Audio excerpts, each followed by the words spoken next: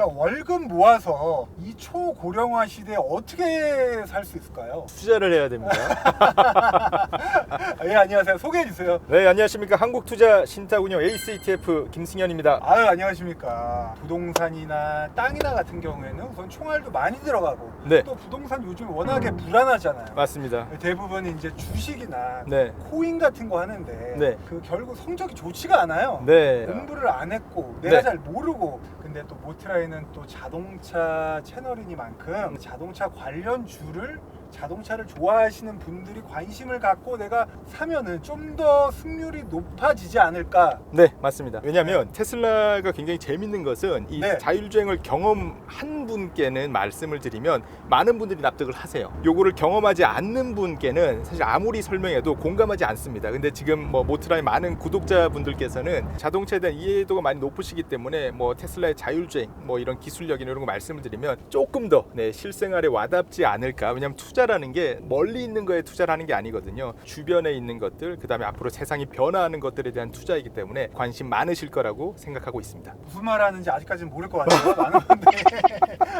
오늘은 네. 그 에이스 테슬라 액티브 ETF라는 종목에 대한 소개인데 맞습니다. 좀 무서워요. 저희 이거 사실 저희는 광고인데 네. 절대 뭐 권유는 아니고 소개입니다. 맞습니다. 네, 예. 그리고 저희가 책임지지 않아요. 네. 이거를 상장시킨 한국투자신탁운용도 절대 책임지지 않아요. 맞습니다. 그러면 간단하게 예. 테슬라를 하나를 사는 게 아니고 네. 테슬라와 테슬라의 크루드를 같이 사는 개념이잖아요. 정확합니다. 테슬라가 꿈꾸는 세상은 사실 전기차만 있는 건 아닙니다.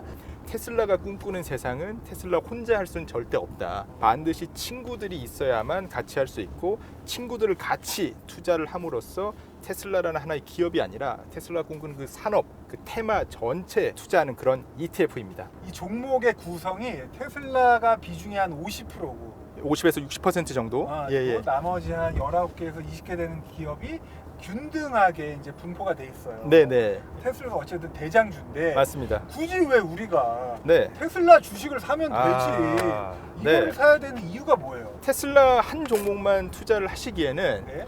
조금 리스크가 있다고 느끼는 분도 많이 계세요. 또 왜냐하면 일론 머스크가 또 엠버드랑 바람 피면 주가 떨어지고 뭐 그럴까봐 얘기하시는 거죠? 맞습니다. 네. 테슬라 실제로 이런 일이 많이 있기도 했는데 네네. 뭐 트위터에 CEO 안 하겠다라고 한 이후에 테슬라가 급등을 했었죠. 그래서 네네. 테슬라 같은 경우에는 한 종목에 투자하기에는 조금 위험이 있다고 느끼는 분도 많이 계십니다. 네. 그래서 밸류체인을 통해 가지고 여러 종목에 같이 투자를 하기 때문에 위험을 낮춘다는 측면도 있고요. 이 테슬라를 실제로 알주식으로도 굉장히 많이 투자를 하고 계세요. 알주식이라 하면 직접 주식 해외 그렇죠. 직구를 매수하는 겁니다. 네. 그래서 제가 너무 전문 용어 근데 나와요. 왜 R이라 그래요? 순수하다. 뭐가 R이 순수해요? 아니 우리 부장님, 네. 우리 애들 바보 아니에요. 그러면 뭐 R은 순수하다구나. 직접적으로 다른 거 뭐 다른 뭐 투자 네. 수단 없이 알 주식 뭐 알 채권 전문 용어예요. 그 전문 바닥에서 쓰면? 전문 용어입니다. 해외 주식 직구라는 표현으로 대체하겠습니다. 네네네. 해외 주식 직구도 많이 하시는데 네. 실제로 한국 투자자 분들이 테슬라 주주 비중이 1.7에서 1.8%, 그러니까 테슬라 전체 주주 중에서 정말 테슬라에 대한 사랑 어마어마하네. 어마어마합니다. 저 같은 이 직장인들 같은 경우에는 또 연금 계좌, 개인연금, 퇴직연금 이런 계좌. 데서는 주식을 못 삽니다. 이런 소위 말하는 알 주식을 못 사요. 알 주식을 못 삽니다. 그래서 이런 분들한테는 난 테슬라 더 하고 싶은데 돈 나올 때가 이 연금 계좌밖에 없다. 그런 분들한테는 바로 에이스 테슬라 밸류체인 ETF를 통해서 테슬라를 추가로 매수하실 수 있는 그런 효과는, 요건 제가 근데 투자 관점에서 말씀을 좀 드린 거고요. 혹시 최근에 굉장히 재밌는 뉴스를 제가 하나 봤습니다. 포드와 테슬라가 네네. 그 배터리 충전 시스템에 대해서 테슬라의 충전 시스템을 활용하겠다. 그렇죠. 포드가. 굉장히 큰 의미가 있습니다. 왜냐하면 충전 시스템을 공유한다는 것은 포드 운전자가 다른 데 갈 필요 없고요. 슈퍼차저를 가면 된다는 뜻이거든요. 그러니까 전기차 산업 전체 에코시스템을 테슬라가 가지고 있다는 거에서 굉장히 큰 시사점을 가지고 있다고 볼 수 있고요. 그러면 간단하게 네네. 반 이상은 테슬라고 네. 나머지는 이제 테슬라와 관련된 네네. 테슬라가 함께 일하는 파트너 이제 회사들이잖아요. 네네, 맞습니다. 우리나라 기업 몇 개 있죠? LG 에너지 솔루션, 그다음에 LNF 같은 경우도 하이니켈을 직납하고 있죠. 그다음에 LG 이노텍과 같은 뭐 카메라, 그러니까 삼성은 없어요? 삼성전자도 테슬라의 친구입니다. 저희 전에 나간 영상에 네. 질문이 올라온 게 있어요. 네. 이 파트너 기업들 중간에 네. 테슬라의 납품을 멈추면 네. 그 회사는 빠지는 거예요? 빠집니다. 아. 왜냐하면 요 저기 기업 같은 경우에는 말씀드린 것처럼 테슬라의 친구들이지 않습니까? 네. 납품을 안 한다는 것은 친구가 아니라는 거죠. 전기차 성장률을 봤을 때 네, 이제 1, 3, 5위가 네. 중국 전기차예요. 아, 현대차도 네. 성장세가 높고 네. 포드 사실 발표한 거 보면 전기차에 엄청난 힘을 지금 네. 쏟고 있거든요. 맞습니다. 예. 그러면 현대나 포드나 중국 아. 기업이 아닌 네. 테슬라를 선택하신 이유는 뭐예요? 테슬라 전기차 기업인가요? 전기차 기업이기도 하죠. 이기도 한데 네. 저희가 볼 때 테슬라의 가장 큰 장점 중에 하나는 바로 소프트웨어, 자율주행 기술입니다. BYD가 뭐 글로벌 전기차 생산 1위이긴 합니다만 이 기업이 가지지 못한 게 있습니다. 바로 자율주행입니다. 자율주행을 하기 위해서 전기차를 도입하는 것과 똑같습니다. 왜냐하면 기존의 내연기관 같은 경우는 에너지 효율이 10에서 20%, 수소차 해봤자 50%밖에 안 되는데 전기차는 에너지 효율이 80%, 90%까지 올라갑니다. 이 자율주행이라는 게 굉장히 복잡적인 연산도 많이 사용하고 뭐 이 전기 소모가 굉장히 크기 때문에 전기차를 사용할 수밖에 없긴 하거든요. 중국 전기차가 이 자율주행 기술이 없기 때문에 결국은 테슬라의 경쟁이 훨씬 높다고 생각하고요. 중국은 그래서 패스고 현대, GM은 뭐 현기차라든지 독일 3사 같은 경우도 굉장히 우수한 뭐 기업들이죠. 아니요? 아니라고 생각하시잖아요, 부장님은. 근데 네. 부장님의 속마음 걸렸어요, 저한테. 네. 잘 만들긴 하는데 네. 저희가 볼 때는 DNA가 아예 다르다고 생각을 하고 있습니다. DNA가. 예, 그러니까 요 기업들 같은 경우에는 네. 아예 태생 자체가 내연기관입니다. 카메이커예요. 굳이 예를 들자면은 예전에 애플의 아이폰이 나오기 전에는 이 핸드폰에 소프트웨어를 업그레이드 한다는 것 자체가 사실 상상할 수가 없었던 거거든요. 테슬라 같은 경우는 당연히 이 뭐 정기적인 뭐 업데이트를 통해 가지고 하고 있고 오토파일럿이라든지 뭐 풀셀프 드라이빙 같은 경우도 뭐 구동료를 낸다고 해야 될까요? 그런 발상의 전환 자체가 사실 기존 기업들은 없는 것이기 때문에 굉장히 큰 차이가 있다고 보고 있습니다. 그럼 또 이제 리스크를 네. 짚고 넘어가야 돼요. 해외 주식들을 사는 거잖아요. 네네. 그럼 환율에 대한 영향도 받겠네요. 네, 요 기업 같은 경우는 기본적으로 환 노출 기업이고요. 네. 그래서 환 위험에 당연히 노출돼 있다라는 것들이 저희가 리스크 중에 하나이고요. 테슬라가 만약 네. 30%씩 올라도 네, 이 주식이 따라는 가겠지만 네네. 그거에 미치진 못하죠. 미치지 못합니다. 그쵸? 왜냐하면 테슬라의 훨씬 비중이 조금 오르죠. 훨씬 조금까지는 아니고 예. 그래서 쉽게 말씀드리면 테슬라가 100% 오른다. 한 60% 정도는 대략 같이 오르고요. 50%가 빠진다. 그러면 한 30% 정도 빠진다. 항상 마무리는 이제 장점으로 마무리를 아, 하시죠. 맞습니다. 저 같은 경우는 운용사 직원이기 때문에 부장님도 사셨어요? 저는 알 주식을 사지는 못했고 왜 못해요? 각 사마다 규정이 좀 다를 수는 있는데 네. 해외 주식이나 국내 주식을 직접 매수했을 경우에 네. 이해상충 이슈가 있을 수 있습니다. 아, 그래서 뭐 관련 부서의 금융관리법이에요? 자본시장법상 네, 저희는 윤리로 먹고 사는 그런 직업이기 때문에 뭘 그 직업이 윤리니까 말도 갖다 붙이지 마. 그 직업 윤리 필요 없어요. 윤리가 되게 중요합니다. 진짜 맨날 뭐 자기네들 뭐 주식 통정 매매하고 하면서 그런 건 전혀 아니고요. 나 속상합니다.